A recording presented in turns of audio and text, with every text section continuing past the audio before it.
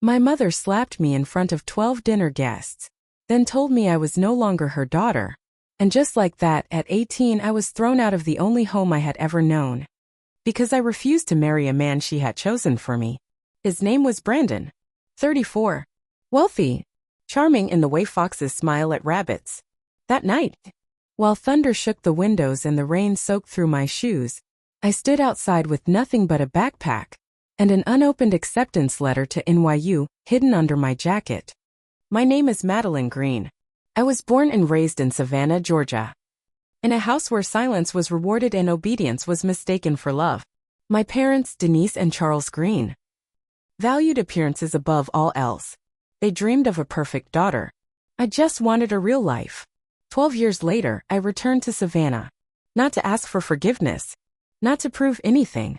I came back as the founder and CEO of Green Media Lab, a digital marketing firm with 3 offices, 70 employees, and a reputation that landed me in Business Insider's top 40 under 40. I never saw Brandon again. Last I heard, he married a woman half his age and moved to Scottsdale. Mom still sends them Christmas cards. But I wasn't here for him. I came back for something real. But I didn't come alone. Holding my hand was Ava, my 5-year-old daughter, with wide eyes and curls that refused to stay down. She was the reason I came back. Because one night, she looked up at me and asked, "Mommy, why don't I have grandparents like Zoe?" I owed her answers. And maybe, I owed myself closure. So if you've ever had to rebuild from rock bottom, if you've ever been cast aside for choosing your own path, you're not alone. This isn't just a story about success. It's about reclaiming your voice when everyone told you to stay quiet. And what happened? When the girl they discarded came back as the woman they never saw coming. I still remember the sound the door made when it slammed shut behind me. It wasn't loud, but it was final. Not like a stormy argument you'd apologize for in the morning. More like the snap of a bridge burning behind you. I stood under the porch light in my navy blue dress. Rain had started to fall, soft at first, then cruel. By the time I stepped off that porch, my heels were sinking into the mud. And my mother's voice was still echoing in my head. "You're a disgrace. You're no daughter of mine." I didn't cry. Not yet. Because some betrayals are so deep they numb you first. What broke me wasn't her slap. It was my father. He stood there the entire time watching, frozen. Like some statue carved from cowardice. And when she turned her back and stormed upstairs, he finally stepped forward. I thought for one fragile second that he might say something, that he might stop this. Instead, he opened his wallet, pulled out 3 crumpled $20 bills, and pressed them into my palm like hush money. "This is all I can do," he whispered. "No hug. No I'm sorry. Just that." And then he closed the door behind me. The rain soaked through my clothes in seconds. My breath fogged in the air as I walked down the empty street. Each step heavier than the last. I didn't have a car. No real phone. Just a prepaid burner with 5% battery and no credit. My belongings were stuffed into a school backpack. 2 pairs of jeans, a toothbrush, some rolled-up socks, and a sealed envelope tucked in the front pocket. My acceptance letter to NYU. Full admission to the marketing program. I had hidden it from my parents like it was contraband. Because I knew what it meant. Freedom. And now that freedom was costing me everything. I called the only person I could think of. A number I'd never forgotten. Trisha Santiago. We hadn't spoken much since graduation. But her voice came alive the second she heard mine. "Wait, Mads? Where are you?" "Bus station. Downtown. It's raining." I didn't even finish the sentence before she hung up. She showed up 35 minutes later in a dented blue Corolla. Hair pulled into a messy bun, hoodie half-zipped. She brought a dry hoodie for me and a chocolate bar. "I figured you probably hadn't eaten," she said as we sat in the parking lot. I nodded, unable to speak. Her silence was the kindest thing I'd ever been given. That night, Trisha's mom, Nina, cleared off the pull-out couch and handed me a fresh towel. "I don't know what happened, honey," she said. "But you're safe here. No judgment. No pressure." I wanted to melt. This was the first home I'd stepped into where I wasn't expected to perform, to smile the right way, to speak when spoken to be perfect. I stayed curled under that second-hand comforter for what felt like forever. Not sleeping, not thinking, just existing. The next morning I woke to the smell of bacon. Trisha was already at school, but her mom had made an extra plate just for me. 3 strips, 1 egg, 2 pancakes. More than food. It was proof that I wasn't invisible. After breakfast, I took the bus to the only place I could think of, a local coffee shop that always had a now hiring sign in the window. I lied on the application, said I had barista experience, said I could start immediately. The manager glanced at my soaked hoodie and said, "You show up early tomorrow and it's yours." It paid minimum wage. No benefits. But it was a start. For the next 3 weeks I worked 6-hour shifts on my feet. Then took the bus back to Trisha's. At night, I stared at that envelope from NYU. Still unopened. Because I couldn't afford to hope. Not yet. One night, Trisha walked in and caught me holding it. "Why haven't you opened that?" she asked. "I don't know," I whispered. "I think if I do, and it says yes, I'll break." She sat beside me and took my hand. "Then let it break," she said. "Because sometimes broken things become new things." That night I opened the letter. Tears didn't come until later, when they finally could. Not because I was afraid, but because I still believed I was meant for something more. And even if no one else did, that had to be enough. Week 2 at the cafe, I burned a customer's coffee. I'd been juggling milk, orders, counters, short-staffed again. The woman with the blazer just looked at me and said, "Is this what passes for service now?" I fixed it, apologized, then hid in the stockroom and tried not to cry. Trisha found me that night still wearing my apron. I hadn't taken my shoes off. My feet were blistered. My pride raw. She handed me a plastic container. Leftover lasagna. I cried harder over that than I did the burnt latte. Freedom is a beautiful word. But no one tells you how much it costs. Rent? I couldn't afford it. College? Not yet. I applied for scholarships. Waited. Got rejection letters that felt more personal than they were. One said, "Due to a high volume of exceptional applicants, we regret." I didn't even finish reading. At night, I took free online courses in marketing. Not because I believed they'd get me hired, but because they made me feel like I hadn't given up. One Thursday afternoon, the woman with the blazer came back. I froze. But this time I got her order right. Flat white, extra hot, double shot. She watched me work, then said, "You remember your customers?" I answered wary. She smiled, not kindly but curiously, like someone sizing up a puzzle. "Ever done administrative work?" "No, but I can learn fast." She handed me a business card. "Evelyn Grant, brand director, Mayweather and Ross. We're hiring a junior assistant. It's mostly phones and scheduling. But if you can manage this chaos," she gestured to the cafe, "you might just survive our office." She left before I could respond. I stared at that card for 2 straight days. Then, the following Monday, I walked through the glass doors of a downtown office. That smelled like eucalyptus and success. And I turned in my application. Evelyn didn't remember my name, but she remembered the coffee. "You were faster than most interns," she said. "We'll start you part-time, 3 days a week." Sound fair? Sounded like oxygen. The office was cold, polished. Everyone walked fast and talked faster. My job? Answer phones, print agendas, order lunch, and never, ever miss a calendar invite. I messed up. Often. Typed Brian instead of Brian. Forgot that Evelyn hates mayo. Once scheduled 2 meetings in the same room at the same time. But I also learned. I learned how to listen for what people didn't say in meetings. How to track patterns in campaign pitches. How to anticipate Evelyn's questions before she asked them. I became useful. One night, while staying late to fix a presentation that the intern botched, I left a post-it on the file with some suggestions. Too many buzzwords on slide 3. Try simplifying for impact. The next morning, Evelyn walked by my desk. She didn't say anything, just dropped her coffee down harder than usual and muttered.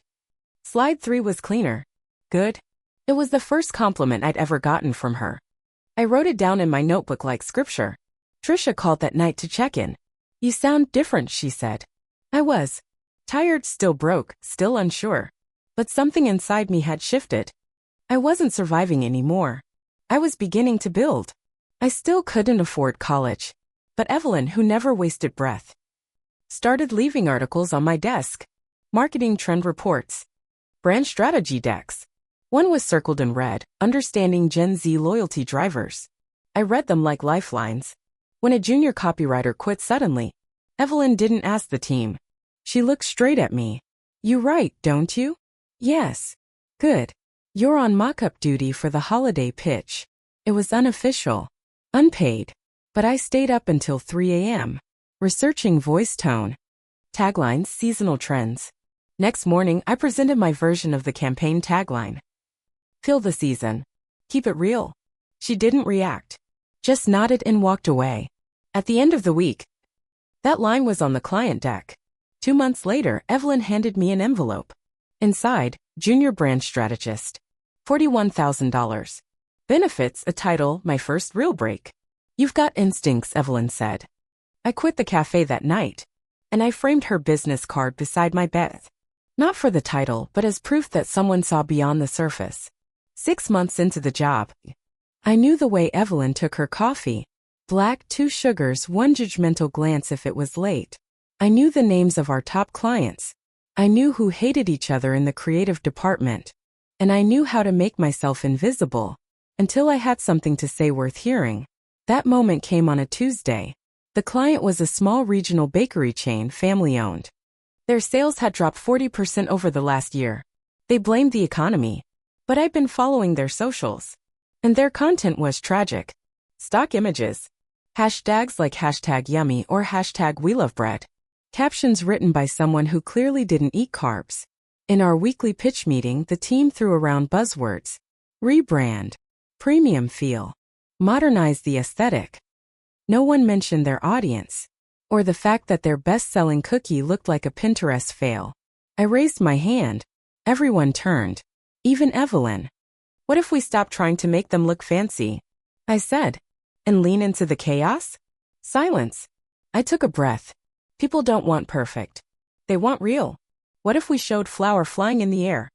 Chocolate dripping, dough being slapped on counters. The mess behind the magic.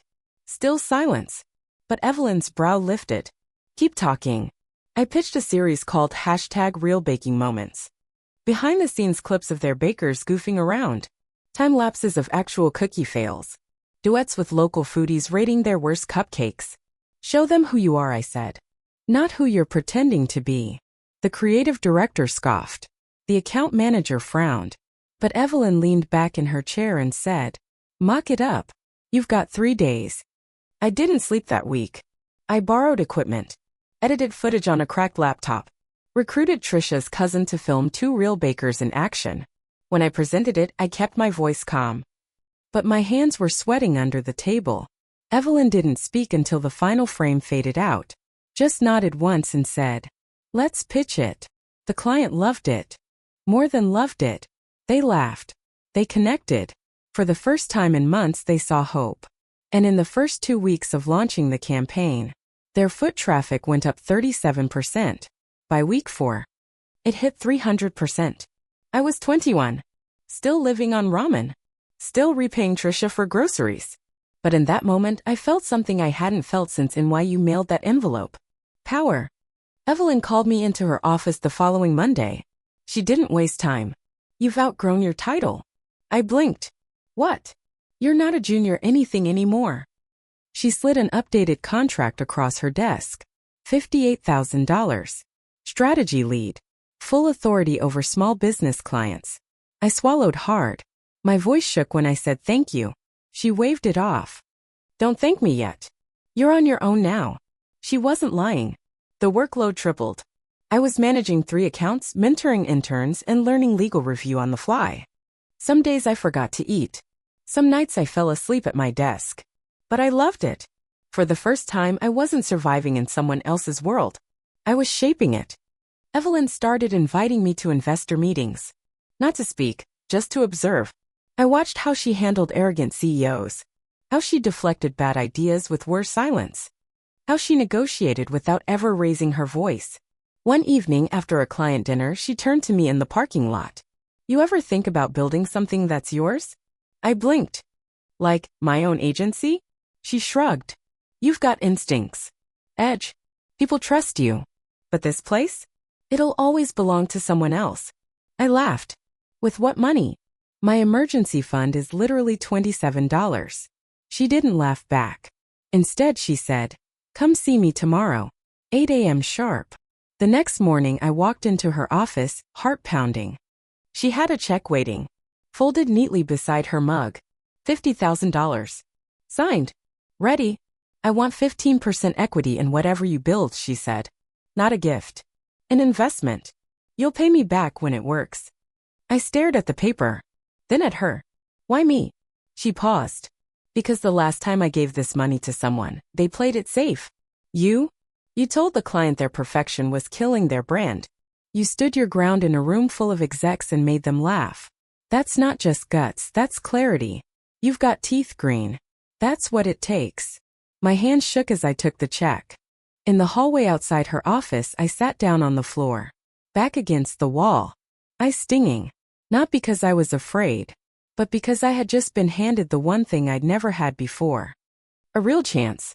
I signed the lease on a windowless office space above a laundromat. The ceilings were low. The floor creaked in places I didn't step. The Wi-Fi cut out every time it rained. But it was mine. I bought a second-hand desk off Craigslist, borrowed a chair from Trisha's uncle's garage, and taped my business license to the wall with painter's tape. Green Media Lab had officially launched. No team. No clients. No backup plan. Just me, a borrowed laptop, and Evelyn's check folded neatly in my notebook like a promise I wasn't allowed to break. The first month, I cold emailed 120 small businesses. 30 replied. 5 agreed to a discovery call.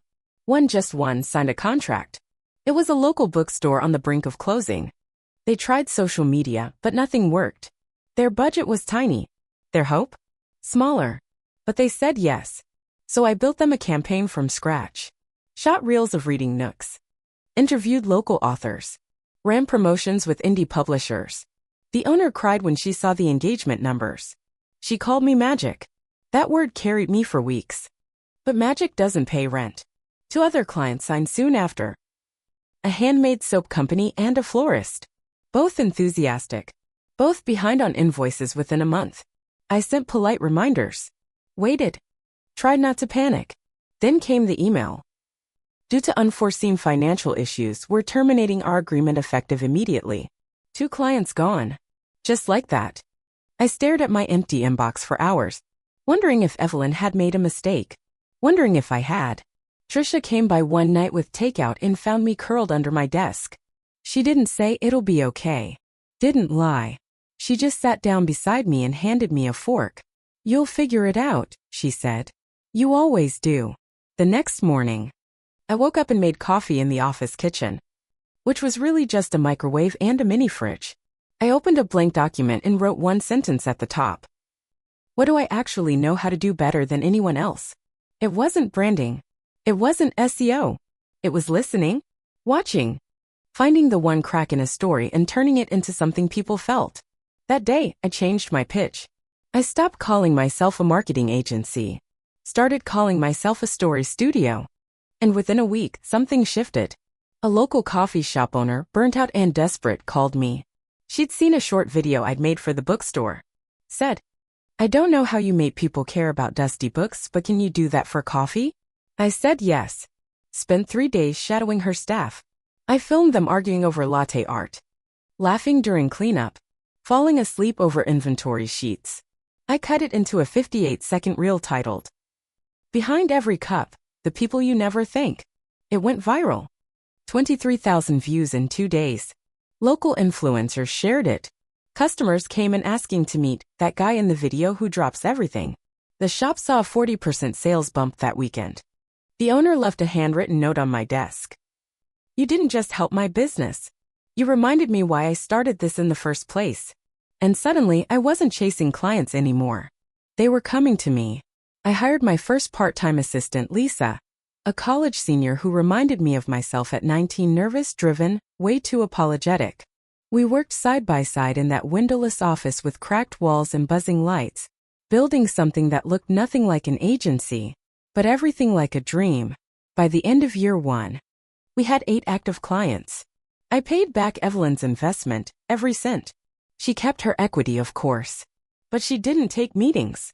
Didn't interfere. She just sent one message. Told you. I framed that email. I framed everything. Because when you've had to prove your worth from the dirt floor up, every inch of progress feels sacred. I didn't have time to stop. Not when momentum had finally found me. But I did pause one night. Late, after everyone left, I sat alone in the office. The air still smelled like coffee and takeout. The hum of the fridge was the only sound. And I thought about that 18-year-old girl, standing in the rain, with her whole world in a backpack. And how she didn't run back. She built forward. I'd seen Michael Carter once before, scribbling notes during someone else's presentation, the only one in the room not pretending to be impressed. But the first time we actually met, he corrected my pitch deck title. I'd just finished presenting to a panel of potential clients. Owners of a sustainable home goods chain expanding into the Southeast. Michael sat at the end of the conference table. No tie, rolled sleeves, the only one taking notes by hand. After the meeting, as I packed up my laptop, he approached me and said, Slide 6 should have said what the customers care about, not just what the brand is selling. Unless you were talking about their morals being for sale. I blinked, then laughed. Noted. He smiled, shrugged. Otherwise, it was the most human presentation I've seen all week. We got the contract. Over the next 3 months, I worked closely with Michael, developing branding strategy, mapping campaigns, arguing respectfully about fonts, ad placements, and what counted as greenwashing. He was sharp, calm, asked good questions. And he listened. Really listened. Not just when I talked business, but when I muttered things like, I haven't had lunch since Tuesday. And the next morning there was a protein bar on my desk. It wasn't romantic. Not at first. But it was easy. Until our third strategy dinner. Which started with analytics and ended with him asking if he could kiss me. He asked. Didn't assume. And that more than anything told me who he was. I said yes. The next day I was terrified. Not because of the kiss, but because I liked how safe it felt. And I didn't trust safe. But Michael never tried to own my time. Never flinched when I rescheduled dinner twice in a row. Never hinted that my ambition was too loud. He was steady. And after 2 years, he was still that way. The kind of steady that lets you rest your weight for the first time in a long, long time. Which is why when I held a positive pregnancy test in my hand, on a Tuesday morning between back-to-back client calls, I didn't panic. I paused, then called him. He picked up on the first ring. Are you okay? He asked. Yes, I whispered. But we're not alone anymore. Silence. Then, tell me where you are. 20 minutes later, he was standing in my office, out of breath. I held up the test. His eyes widened. He stepped closer, then wrapped his arms around me and said, We'll figure it out. Not, what are we going to do? Not, but this isn't the right time. Just, we'll figure it out. I didn't tear up right away, but my chest ached, like it was waiting to. That night, when I came home and found a tiny post-it on my mirror, I finally let go. Pregnancy while running a company was chaos. Morning sickness during onboarding calls. Doctor's appointments booked between pitch meetings. Sudden naps under my desk. Lisa, bless her, started scheduling CEO quiet hours into my calendar. Michael shifted his schedule too. Took meetings from home. Carried the bags. Picked up groceries. Picked up me when I fell apart. There were days I felt like I was failing at everything. Too tired to lead. Too responsible to quit. One afternoon, after an investor lunch, someone asked if I planned to scale back after the baby. I smiled and said, Only if you plan to scale back your expectations. It wasn't a clever comeback, but it was honest. Because deep down, I was scared. Not of being a mom, but of becoming invisible again. Of being absorbed into someone else's version of what a mother should look like. Then Ava arrived. 5 pounds. 6 ounces. Opinionated cry. Michael's green eyes. I looked at her and promised. You will always know that your voice matters. And no one, not even me, gets to choose your life for you. We converted a storage closet in the office into a nursery. Clients learned to ignore the occasional baby coo during calls. Team meetings happened with one hand on a whiteboard, the other bouncing Ava in a sling. Was it perfect? God, no. But it was ours. By the time Ava turned 2, Green Media Lab had doubled its staff. We had offices in Atlanta, Charlotte, and Tampa. Michael proposed on a Tuesday, after bath time while we were washing dishes. No big speech. No diamond ring. Just a simple band and a question. Can we call this forever? I said yes with a laugh, then kissed him with dish soap on my hands. We married quietly. Evelyn was my witness. Trisha baked the cake. Ava threw flower petals, then tried to eat them. And for the first time ever, I belonged somewhere, without having to shrink. Savannah hadn't changed, eh? Same mossy streets, same old bakery on the corner. But as we drove past the rows of houses, each one a ghost of some memory I'd buried, I realized I wasn't the same girl who left this place with nothing but a backpack and bruised dignity. Now I was coming back with a daughter, a husband who never tried to quiet me, and a company that bore my name on 3 office doors. We didn't tell them we were coming. I didn't want them to prepare. I wanted to see who they really were when no performance was rehearsed. The house hadn't changed. White paint, green shutters, the same wind chimes on the porch. Ava pressed her face to the window. Is this Grandma and Grandpa's house? Yes, I said. It used to be mine too. I took a breath, stepped out, and knocked. The sound was too familiar. Footsteps. The door creaked. And there he was, Charles Green. Older. Thinner. Sweater vest in 90-degree weather. He opened his mouth but said nothing. Hi, Dad, I said. His eyes dropped to Ava, who peeked out from behind my leg. I'd like you to meet your granddaughter. He didn't say anything. Just opened the door wider. Inside, everything was the same. Same rug. Same couch. Same framed photo of me from age 10. Except, my senior photo was gone. Denise appeared in the hallway. She stopped mid-step, like her mind was lagging behind her eyes. Madeline. Her voice cracked on the second syllable. You cut your hair. I almost laughed. 12 years and that was her first observation. Yeah, I said. It's more me. She blinked slowly, hands fidgeting at her sides like she didn't know whether to reach out or hold back. The silence thickened. This is Ava, I said, gently nudging my daughter forward. Ava gave a shy wave. Denise hesitated. Her fingers twitched once, then twice. And then, almost reluctantly, she knelt. Hi, sweetheart, she whispered. You look just like your mommy did. Michael came in behind us, offering a quiet nod. I didn't expect, my father began, but stopped. You weren't supposed to, I said. We sat.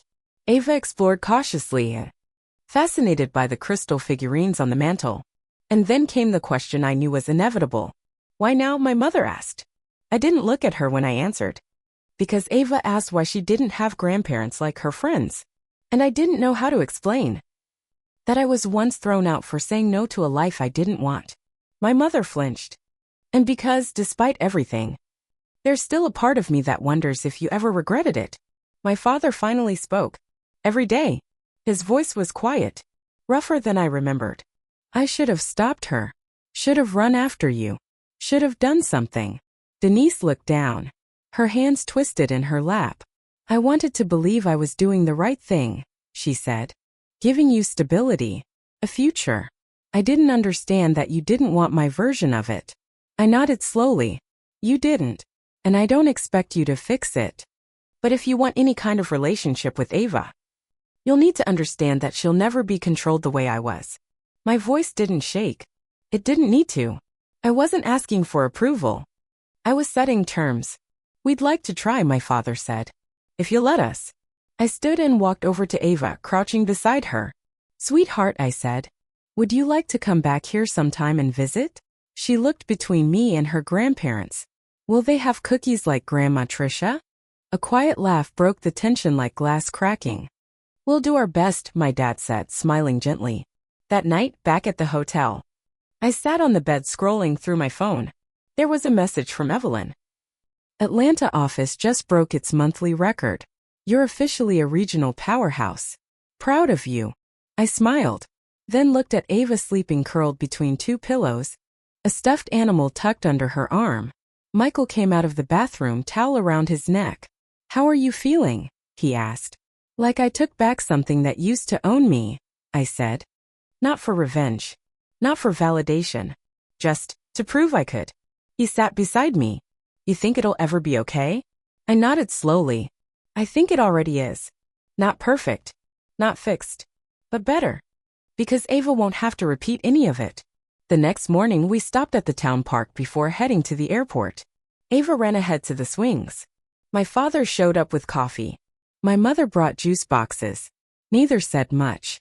But they watched Ava giggle like she had no idea what history they were carrying. And maybe that was enough. Maybe the best kind of healing isn't in rewriting the past, but in refusing to pass it down.